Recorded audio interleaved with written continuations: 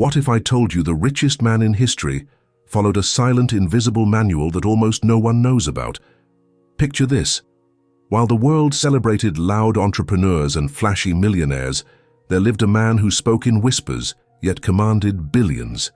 His name was John Davison Rockefeller, a quiet giant who accumulated more wealth than entire nations, yet remained mysteriously humble about his methods. But here's where the story gets fascinating. Decades later, a hungry young writer named Napoleon Hill would crack the code of wealth creation, studying over 500 millionaires to reveal the mental blueprint behind extraordinary success. Though Hill never directly interviewed Rockefeller, their philosophies aligned with supernatural precision, as if they shared the same invisible manual. Today, I'm going to reveal that manual, the mental and spiritual framework that transformed a poor boy from Cleveland into the world's first billionaire. This isn't just about money. It's about mastering the mind that creates money.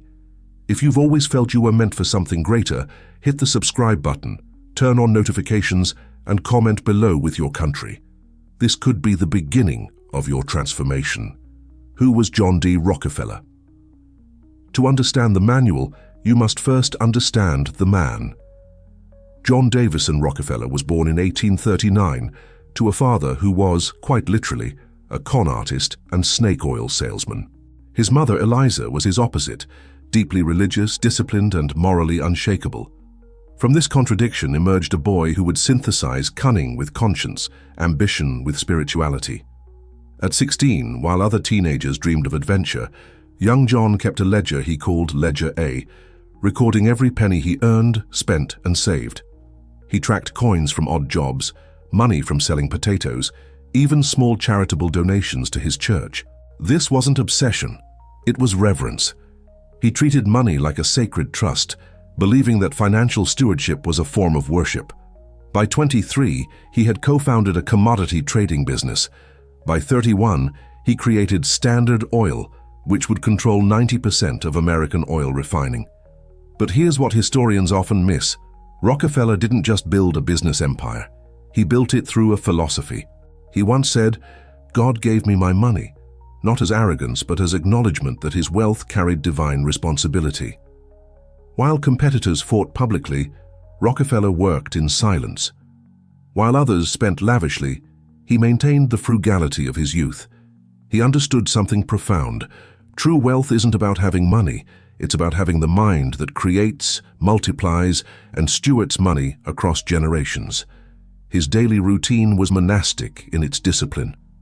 Prayer at dawn, scripture reading, meticulous planning, financial review. Then and only then would he engage with business. He lived by invisible principles that would later echo through Napoleon Hill's teachings, as if both men accessed the same universal laws of prosperity. The hidden philosophy of Rockefeller behind Rockefeller's astronomical wealth lay a philosophy so subtle that most people missed it entirely. While the world saw a ruthless businessman, those who observed closely witnessed something far more extraordinary. A man operating from a completely different consciousness. Every morning, Rockefeller would rise before dawn and spend the first hour in what he called preparation time. He would read from the Bible not for religious ritual, but to align his mind with principles of stewardship, wisdom, and service. He believed that wealth without wisdom was dangerous, and wisdom without action was worthless. His decision-making process was legendary. When faced with complex business choices, he wouldn't react immediately. Instead, he would retreat to what he called the silence, periods of deep contemplation where he would visualize outcomes, consider consequences, and listen to his inner guidance. Competitors saw hesitation. Rockefeller saw clarity emerging from stillness. He kept detailed journals, not just of financial transactions, but of lessons learned, patterns observed, and principles discovered. One entry read, "The ability to deal with people is as purchasable a commodity as sugar or coffee, and I will pay more for that ability than for any other under the sun." This wasn't just business wisdom, it was consciousness expansion. Perhaps most remarkably, Rockefeller thought in decades, not quarters. While others optimized for immediate profit, he optimized for generational impact. His investments were calculated not just for maximum return, but for maximum sustainability.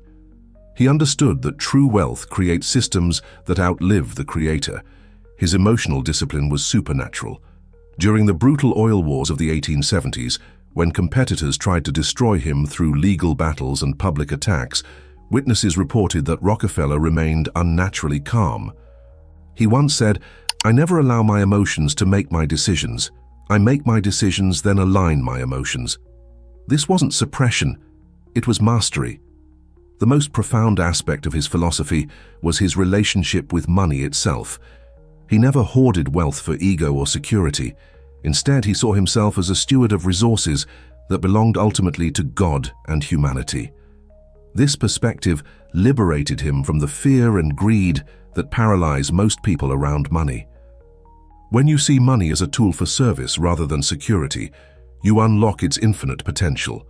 Napoleon Hill decodes the method. Enter Napoleon Hill, a young journalist with an impossible dream, to decode the science of success by studying the wealthiest people in America. In 1908, at age 25, Hill received an assignment that would consume the next 20 years of his life: interview Andrew Carnegie and discover the secrets behind his fortune. Carnegie didn't just grant the interview, he issued a challenge. He told Hill, "If you spend 20 years studying the methods of successful people and distill their wisdom into a philosophy, you'll provide humanity with its first practical guide to wealth creation." Hill accepted immediately. For 2 decades, Hill interviewed over 500 millionaires, including Henry Ford, Thomas Edison, and Theodore Roosevelt. Though he never directly interviewed Rockefeller, who rarely granted interviews, Hill studied his methods extensively and discovered something remarkable. The same principles appeared repeatedly across all successful individuals. These principles became Hill's masterwork, Think and Grow Rich, published in 1937. The 13 principles weren't just business strategies, they were mental laws that governed prosperity in all areas of life. Hill had discovered that wealth creation was fundamentally a psychological process, not just an economic one. What's fascinating is how perfectly Hill's principles aligned with Rockefeller's actual practices. When you compare Hill's 13 principles with Rockefeller's documented behaviors, patterns, and philosophies, they match with supernatural precision. It's as if Hill had reverse-engineered the mental operating system that powered the world's greatest fortune. Hill's core revelation was revolutionary.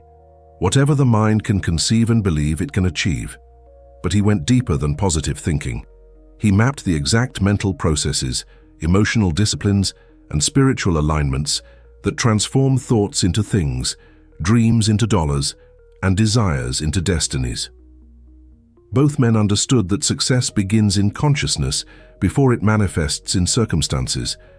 Hill provided the roadmap. Rockefeller had lived it.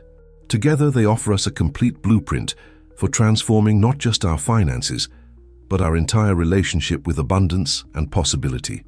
Burning desire and unshakable faith. At 16, John D. Rockefeller made a decision that would echo through eternity. Standing in his modest family home in Cleveland, he looked into a cracked mirror and declared with quiet intensity, "I will be rich." Not, "I want to be rich," or "I hope to be rich," but "I will be rich."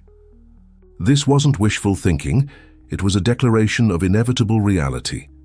Hill's first principle of success is burning desire, a want so intense that it becomes a consuming passion. But Rockefeller took this beyond want into the realm of absolute knowing.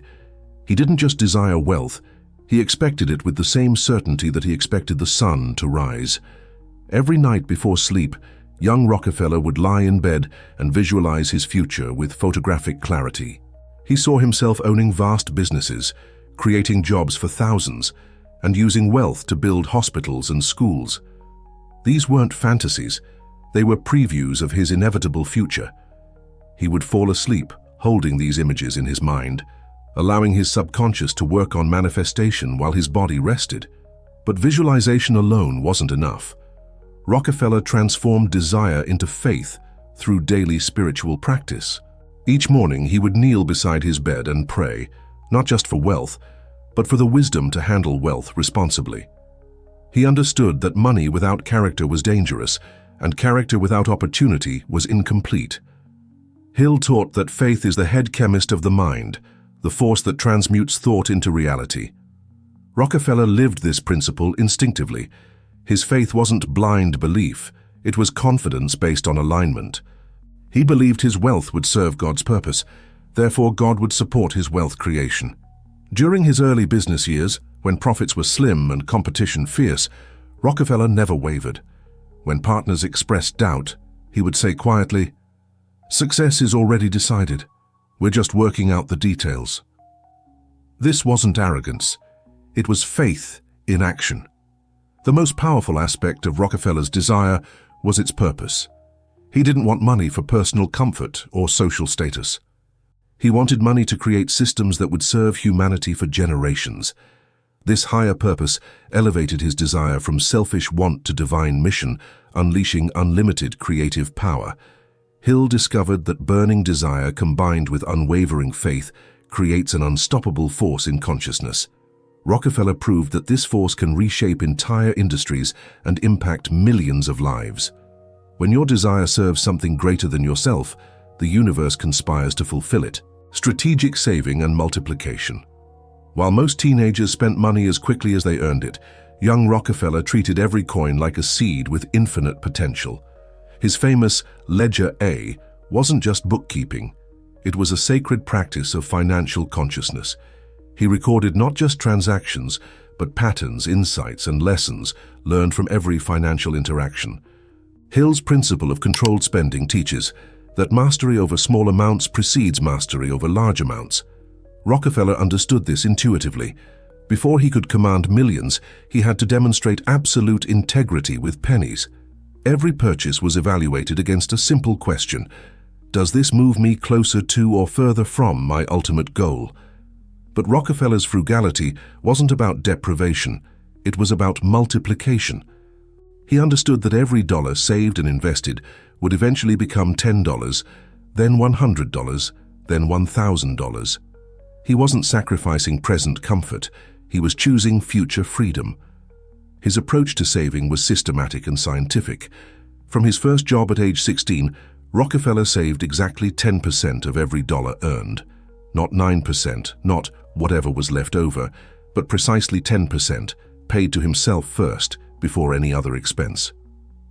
This created a foundation of financial discipline that would support increasingly complex wealth-building strategies.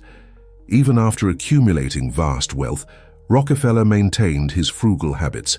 He would walk miles to save a few cents on transportation. He would negotiate small purchases with the same intensity he brought to million-dollar deals. Critics called this obsessive. Rockefeller called it consistent. He understood that character is revealed in small actions, not grand gestures. His multiplication strategy was equally disciplined. Rather than spending savings, he invested them immediately into income-producing assets. Every dollar was put to work, generating more dollars. He created systems where money worked harder than people, where capital generated capital, where wealth created wealth. Hill discovered that most people reverse this process. They spend first, save second, and invest never. Rockefeller reversed the conventional approach. Invest first, save second, spend last. This single shift in sequence created compound growth that would accumulate into the world's largest fortune. The deeper principle here is consciousness. Rockefeller treated money as energy that needed to be directed, not dissipated. Every financial decision was made from abundance consciousness, not scarcity consciousness. He saved not from fear of not having enough, but from faith in having more than enough to serve his ultimate purpose. Organized planning and relentless action. Napoleon Hill taught that desire without a plan is merely a wish. John D. Rockefeller lived this principle so completely that his life became a masterclass in strategic execution. While others dreamed and hoped, Rockefeller planned and acted with mathematical precision. His approach to planning was obsessive and systematic. Before entering the oil business, Rockefeller spent months studying every aspect of the industry: production, refining, transportation, marketing, and distribution. He didn't just want to participate in the oil trade, he wanted to understand it so completely that he could reshape it entirely. Every major decision was preceded by what he called deep planning sessions. He would lock himself in his study with financial reports, industry data, and strategic projections. These weren't brief brainstorming sessions. They were intensive analytical processes that could last for days. He would emerge with plans so detailed that execution became inevitable. Rockefeller's plans operated on multiple time horizons simultaneously. He had daily plans, weekly plans, monthly plans, yearly plans, and decade plans. Each level of planning connected to and supported the others, creating a nested system of strategic alignment that moved him consistently toward his ultimate vision. But planning without action is worthless, and here's where Rockefeller separated himself from mere dreamers. His plans weren't theoretical. They were operational blueprints that translated immediately into specific actions. Within 24 hours of completing any plan, he would take the first concrete step toward implementation. His action-taking was relentless, but never frantic. He understood the difference between motion and movement. Every action was calculated to produce maximum strategic impact with minimum wasted energy. He moved like a master chess player, slowly, deliberately, but always 3 moves ahead of the competition. Perhaps most importantly, Rockefeller built systems before he needed them. When Standard Oil was still a small refinery, he was already designing management structures that could handle a national corporation. He created operational frameworks that could scale infinitely, allowing rapid growth without loss of control or quality. Hill discovered that successful people are always action-oriented, but their actions are guided by clear plans. Rockefeller proved that when planning and action are perfectly aligned, ordinary efforts produce extraordinary results. The key is consistency, taking planned action daily regardless of motivation, weather, or circumstances. This combination of deep planning and immediate action created what Hill called definiteness of purpose, a clarity so complete that success becomes inevitable.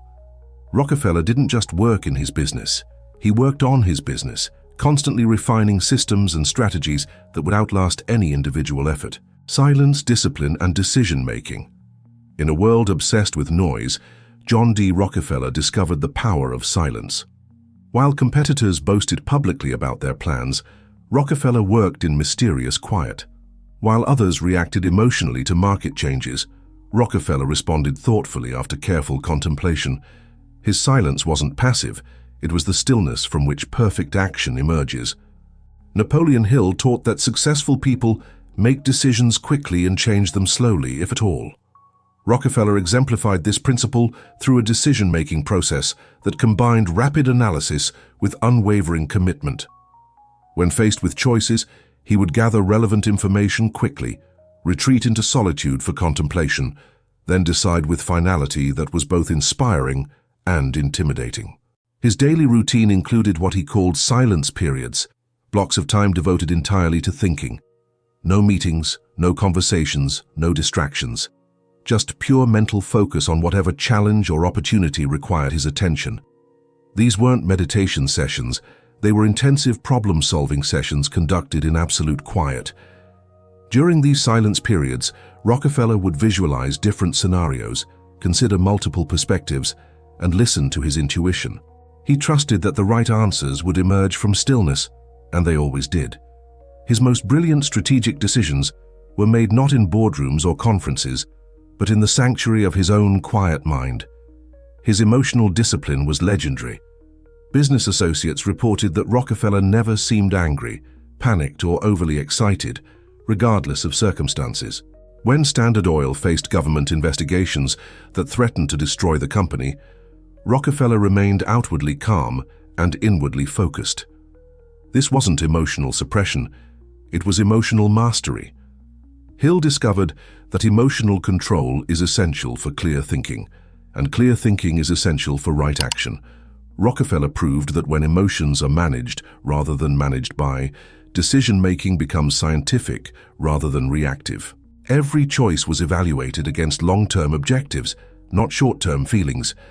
Perhaps most powerfully, Rockefeller understood that silence creates space for wisdom to enter. In a culture that rewards quick responses and immediate reactions, he consistently chose contemplation over conversation, reflection over reaction. This gave him access to insights that eluded faster-moving but less thoughtful competitors. His silence also created mystique and respect. When Rockefeller finally spoke, people listened intensely because his words were rare and always meaningful. He never wasted words on empty conversation or idle speculation. Every statement was calculated to produce a specific effect or communicate essential information. The deeper principle here is consciousness management. Rockefeller understood that his mind was his most valuable asset, and like any valuable asset, it required careful maintenance and protection. Silence was his method for maintaining mental clarity, emotional stability, and spiritual alignment in the midst of intense business pressures. Higher purpose and spiritual legacy. The most profound aspect of Rockefeller's wealth philosophy was his understanding that money without purpose is meaningless, and purpose without service is selfish. Throughout his life, he operated from the conviction that his wealth belonged not to him, but through him, to humanity. This perspective transformed accumulation from an end into a means, a tool for serving something infinitely larger than personal comfort or security. Even before achieving great wealth, Rockefeller was giving money away. From his first paycheck as a teenager, he donated a portion to his church and local charities. As his fortune grew, his giving grew proportionally. By the end of his life, he had donated over $500 million, more than most people could earn in multiple lifetimes. But his philanthropy wasn't random or sentimental. It was strategic and systematic, reflecting the same careful planning he brought to business. He founded the University of Chicago, established the Rockefeller Institute for Medical Research, and created educational programs that would impact millions of people across generations. His giving was designed to create lasting systems of improvement rather than temporary relief. Hill taught that true success must include service to others. Individual prosperity without social contribution is ultimately hollow and unsustainable. Rockefeller lived this principle intuitively, understanding that his wealth would be meaningful only if it served purposes beyond his personal needs. His approach to legacy was generational. While others focused on immediate results, Rockefeller created institutions designed to serve humanity for centuries. He wasn't just building wealth, he was building systems that would continue generating value long after his death. His foundations, universities, and medical institutions still impact millions of lives today. The spiritual dimension of his wealth philosophy was central, not peripheral. Rockefeller genuinely believed that his business success was divinely guided and therefore divinely responsible. This wasn't religious pretense. It was practical spirituality that shaped every major decision. He prayed for wisdom before important meetings, sought spiritual guidance during difficult periods, and consistently asked how his choices would serve God's purposes. This spiritual foundation liberated him from the fear and greed that destroy most wealthy people. When you see money as belonging ultimately to God, you become a steward rather than an owner, a trustee rather than a hoarder. This shift in perspective unlocks unlimited creative power because you're no longer working for yourself, you're working for something infinitely larger. Hill discovered that the highest level of success always includes service to humanity. Rockefeller proved that when wealth is aligned with higher purpose, it multiplies exponentially and creates benefits that extend far beyond the original accumulator. The universe seems to support those whose prosperity serves universal prosperity. The 7 Mental Wealth Commandments. Through careful study of Rockefeller's patterns and Hill's principles, we can distill the invisible manual into 7 fundamental commandments that governed the richest man in history. First commandment: visualize your wealth daily. Every morning and evening, Rockefeller would hold clear mental pictures of his desired future. These weren't fantasies. They were detailed blueprints that his subconscious mind used to guide daily actions and recognize opportunities. Second commandment: spend less than you earn, always. Regardless of income level, Rockefeller maintained a gap between earning and spending. This created the capital foundation from which all future wealth would grow. Spending all you earn keeps you trapped in the present. Spending less than you earn creates your future. Third commandment: master silence and stillness. In stillness, clarity emerges. In silence, wisdom speaks. Rockefeller's greatest insights came not from activity, but from contemplation. Regular periods of quiet thinking allow the mind to process information, recognize patterns, and access intuitive guidance. Fourth commandment: respond, don't react. Emotional reactions create poor decisions. Thoughtful responses create strategic advantages. Rockefeller trained himself to pause between stimulus and response, using that pause to consider consequences and choose optimal actions. Fifth commandment: write detailed plans before any action. Every significant decision was preceded by written analysis. Writing clarifies thinking, reveals assumptions, and creates accountability. Plans transform wishes into strategies, and strategies into realities. Sixth commandment: believe your wealth has divine purpose. When wealth serves purposes larger than personal comfort, it attracts unlimited support from seen and unseen forces. Purpose-driven wealth creation feels effortless because you're aligned with universal principles of service and contribution. Seventh commandment: never stop learning or serving. Wealth creation is an ongoing process of growth and contribution. Rockefeller remained curious and generous throughout his life, understanding that the moment you stop growing, you start declining. Continuous learning ensures continuous earning. These commandments aren't just historical observations, they're timeless principles that work in any economy, any culture, any time period. They represent the mental operating system that creates sustainable wealth and meaningful prosperity. Personal application: write your own manual. The question isn't whether these principles work. Rockefeller's life proves they work spectacularly.